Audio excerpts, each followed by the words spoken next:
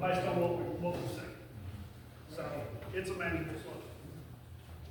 So the $7.5 million question is, how far down will you draw the dam to do the work?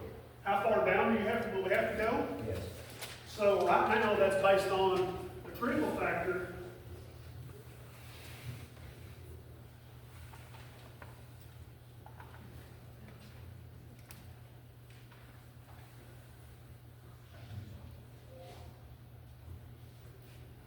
Is this, right? You've got your existing pipe inlets. They're about 468. I've got to get down below those by a little bit to do the construction. And by a little bit, I can't tell you how much right now. I'm not saying 10 feet. Some of it's a function of how quick the contractor can get in and get out. I want him to be below that by at least a couple of feet. So if there's a storm event while he's got that open, we didn't just create a channel that's going to wash out the dam, right? And he's, no matter what kind of, the number of pumps he puts in here to try to control the lake level, he's not going to be able to outpump a good rainstorm. Not even a small rainstorm with the amount of acres that drain to. So we have to get down to at least 468 during construction for a period of time and maintain nothing higher than about a 472, which is where we will be doing the shoreline elevation. And then that gives us about 4 feet of freeboard between 472 and 476 where the current spillway is to operate. Hopefully that gives us enough gap. I've got one over here. What is it at right now? What's it at right now? It's at, it's down a bit from normal pool. I drove by. So the normal elevation of the weir is at 478.36. It's down probably 476 if I had to guess at my eyeball. I didn't take a tape measure out because I So was you're pretty talking late. about 8 more feet down. About 10 more foot? 8 to 10 foot? 8 to 10. Yes, sir. Yes, ma'am. Two questions. First of all, your company, we've done the study on the dam. Are you affiliated with the people who would be doing the repair on the dam? No, ma'am. We do not have a construction division. That's not something we do. So the way the engineering services on that, this is not a design build contract. I have if it's more expensive for you, it doesn't put any money in my pocket or my company's pocket, right?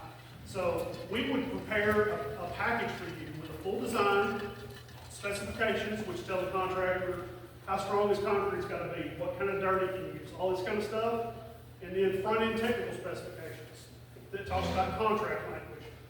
Basically, anything you go out and bid for, say the village goes out and buys a truck or a tractor.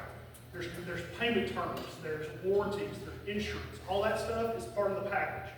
And then you would send that out with our assistance, would send that out to bidders, right?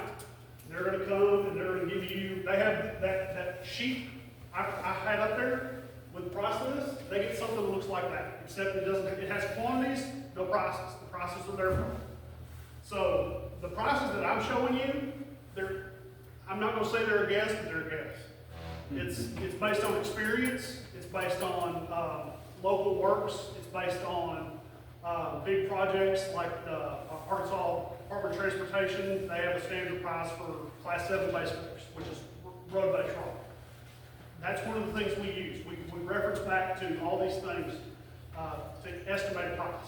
There's no way until you put it in a contractor's hands to get an actual price.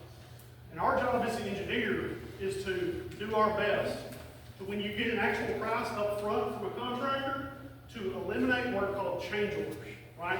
These are things where you give them something but there's a change in the conditions, either in what you're requiring or what is necessary to do the contract or the contract conditions. There's suddenly, Jimmy Hoffa's car buried in the dam. We got to extract that and deal with, cultural resources. Who knows? That would be a change order. And whenever there's a change order potential, and please, if any of you are contractors in the room, I apologize. I know that's how you make money. But when you get a contractor under contract and they have the opportunity to execute a change order with you, unless you have a really straight contractor who wants to work with you again in the future, buckle up, okay? They have you by the short hair. okay? So, that's what we do. Another question Yes, was- ma'am. When you start, if you start this process, Mhm. how long does the lake have to be dammed? Depends. Okay, so remember we talked about rapid drawdown, right? That's one of those factors we assessed. We have not done, and this would probably be something that's part of full-term design. I've got to figure out how quickly I can